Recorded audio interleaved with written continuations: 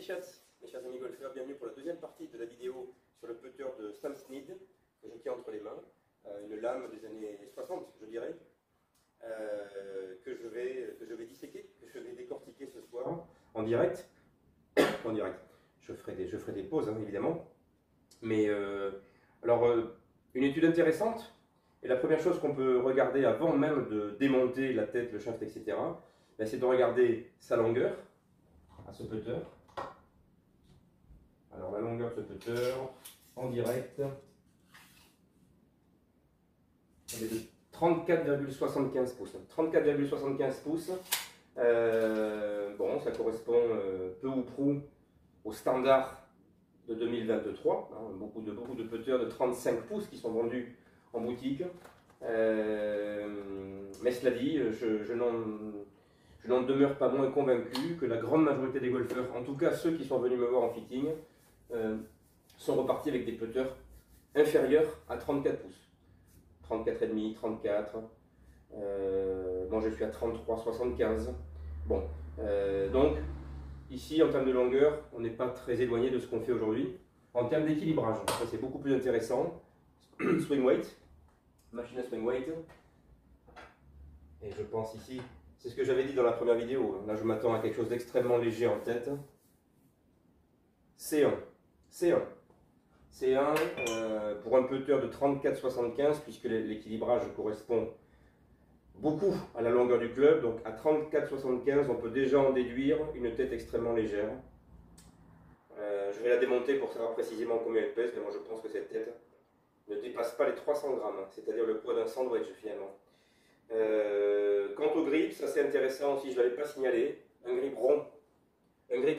Et oui, à l'époque les putters de grip étaient ronds, et pas plus tard que ce matin, j'ai envoyé un email à Tom Wichon parce que, à ma connaissance, il n'y a que lui qui va pouvoir me répondre. Parce que j'ai cherché sur Google, je n'ai pas trouvé qui et en quelle année a été inventé les grips de putter plats que l'on connaît. Ici j'en tiens un vieux ping, mais ça c'est un vieux ping des années 80 avec cette surface plate pour mettre les 2 pouces. Alors, moi je pense que ça a été inventé dans les années 70. Mais j'aimerais bien savoir par qui et précisément en quelle année. Et comme pour toute innovation dans le golf, combien de temps a-t-il fallu pour que les pros l'utilisent? Il y a toujours ce fameux temps de transition chez les pros avant d'adopter ce genre d'innovation. Il avait fallu par exemple 10 ans avant que les pros transitent des shafts en bois aux shafts en acier, et à peu près pareil pour les convaincre de transiter vers le graphite sur leur driver à la fin des années 90, début 2000. Donc pour ce grip, voilà. Et, petite parenthèse, mais qui est quand même pas inintéressante. Bref, C1 extrêmement léger en tête, je vais le démonter et je reviens dans quelques minutes. A tout de suite. Alors juste avant de le démonter, je me suis souvenu que quand même, ça serait intéressant de regarder aussi le lie et le loft de ce putter. Le lie, je viens de le mesurer, 71 degrés de lie, c'est-à-dire exactement le standard encore actuel en 2023. En revanche, le loft, là j'ai eu une grosse surprise. Grosse surprise parce que je l'ai vérifié 2 fois, 3 fois, 4 fois. Et c'est quand même mathématique, hein, je vais dire.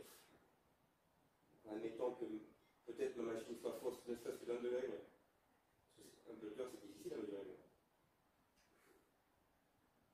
Je suis à 6 degrés de loft. 6 degrés de loft, soit 2 fois plus que les putters modernes qui sont à 3 degrés de loft. Et le mien, je l'ai réglé à 2,5 degrés de loft par exemple. Donc 6 degrés de loft, c'est pas anodin, c'est pas anodin. À nouveau sans doute, là pour le coup, on peut présumer qu'à cette époque-là, avec des greens de moins bonne qualité, de moins bonne roule, je ne sais pas ce qui était dans la tête des ingénieurs à cette époque-là. 6 degrés de loft, très clairement, ça va créer plus de spin, une balle qui va lever un petit peu plus lors de l'impact. Intéressant, parce que ça fait... Là aussi, en quelle année on a décidé de mettre de façon standardisée le loft des putters à 3 degrés? Il faudra que je repose la question à Tom Wichon. Voilà. A tout de suite pour le poids des composants.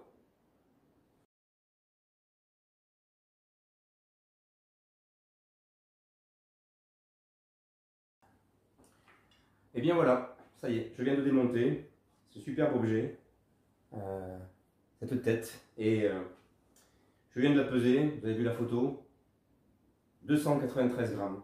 Voilà, bon, c'est le poids d'une tête de pitching wedge. Donc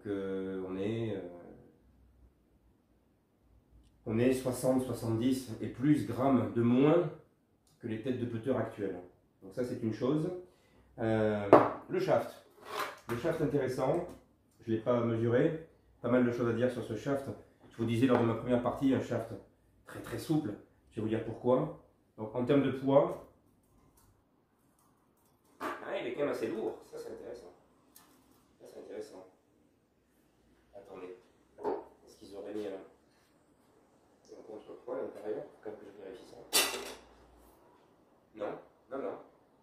Il n'y a rien dans ce shaft, il n'y a pas de contrepoids. C'est un shaft qui fait, bon, il y a du scotch, hein, certes. Allez, il y a 4-5 grammes de scotch, 107 grammes. 4 grammes de scotch, voilà, on a un shaft de 100 grammes. Il est lourd, hein, il est lourd, malgré les apparences. Donc ça, c'est un poids assez classique, un petit peu léger, mais je m'attendais à moins. Je m'attendais à moins vu la taille, vu le diamètre de ce shaft. C'est là que vraiment tout se joue. D'ailleurs, je me suis demandé si j'allais arriver à le démonter parce que ce diamètre n'existe plus.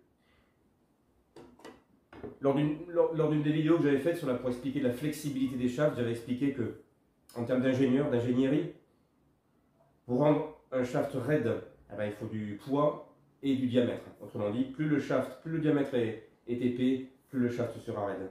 Et celui-ci, regardez, j'ai toujours cette petite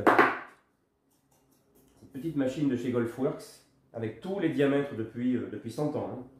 Et celui-ci, je pense qu'on va tomber dans le 294. Juste au-dessus.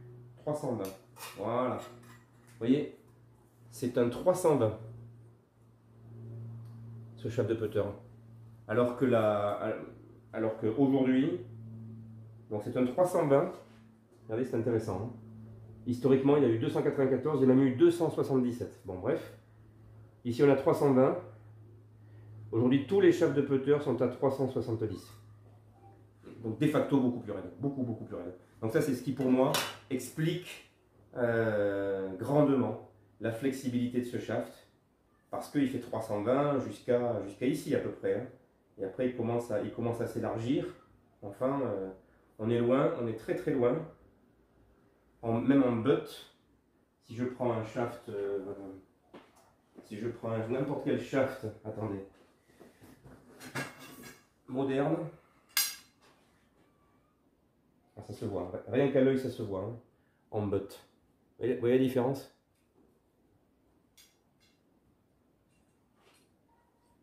Vous voyez? Ça se voit à l'œil nu. Et voilà, c'est sûr que là, on a la raison première de la souplesse de ce shaft. 100 grammes quand même, là je suis surpris. Et enfin, le grip, ce fameux grip rond de base hein, de chez Wilson, pèse, voilà, je pense, dans les classiques, hein, 50 grammes, et voilà, 49,3 grammes. Donc les poids des grips n'ont pas changé depuis les années 60. Enfin, pour ce qui est des grips de putter classiques, hein, 50 grammes, voilà. Aujourd'hui, la moyenne est plutôt à 60. Puis après, ça peut aller jusqu'à 180 grammes, les grips de putter. Donc, bah, si je fais le total, voilà, hein, à peu près 50, plus 293, plus 107, à peu près, hein, voilà, la pile. Oh, c'est magnifique, magnifique. Regardez ça, c'est de l'orfèvrerie. Hein. On est pile à 450 grammes. Incroyable. Incroyable. C'est une balance digitale quand même. Hein. Ouais, 450 piles, c'est de l'orfèvrerie. Donc,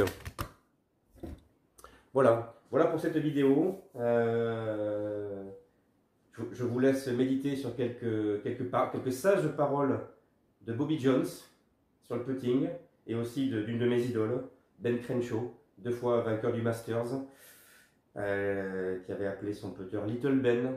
Pour la petite histoire, Ben Crenshaw, qui a, bon, c'est ce qu'on raconte, hein, après je n'ai pas vérifié, mais je pense que c'est vrai. Je crois que c'est son père ou son oncle, enfin, lui avait donné un putter lame et il l'a gardé toute sa vie. Toute sa vie. Après, est-ce qu'il a trafiqué, expérimenté, etc., etc., je n'en sais rien.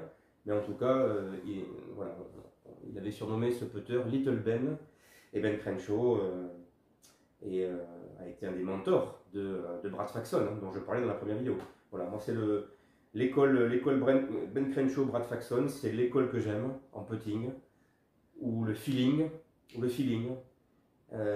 l'emporte sur tout le reste. Et hier soir, j'ai regardé cette vidéo de 45 minutes de Ben Crenshaw, hein, où il explique sa philosophie du putting, le grip, etc. Très, très bonne vidéo. Et il ne cesse de le répéter, le feeling. C'est vraiment lui, c'est ce qui fait que voilà, qu'il a toujours été considéré comme un très très très grand putter, un des meilleurs. Et à nouveau, c'était la conclusion de ma première partie. Je ne peux que renchérir en disant qu'effectivement, à cette époque-là, les putters étaient plus légers en tête, C1. Sans doute, bien sûr, fait pour des greens plus lents, mais voilà, avec des shafts souples, dans l'optique de générer le plus de feeling possible. Voilà, c'est vrai que les gros putters d'aujourd'hui, les gros maillets, les massues, etc., je ne dis pas que c'est mauvais, mais ça m'interpelle. En tout cas, moi personnellement, ça n'est pas mon école du putting. Voilà. Voilà pour cette vidéo. J'espère qu'elle vous aura intéressé. Quand j'aurai la réponse de Tom Wichon, si jamais il me la donne, je vous la communiquerai, à savoir qui a inventé les grips de putter plats. Voilà. Et en quelle année. Merci de votre attention et puis à très bientôt pour une autre vidéo de 33 de Flamme.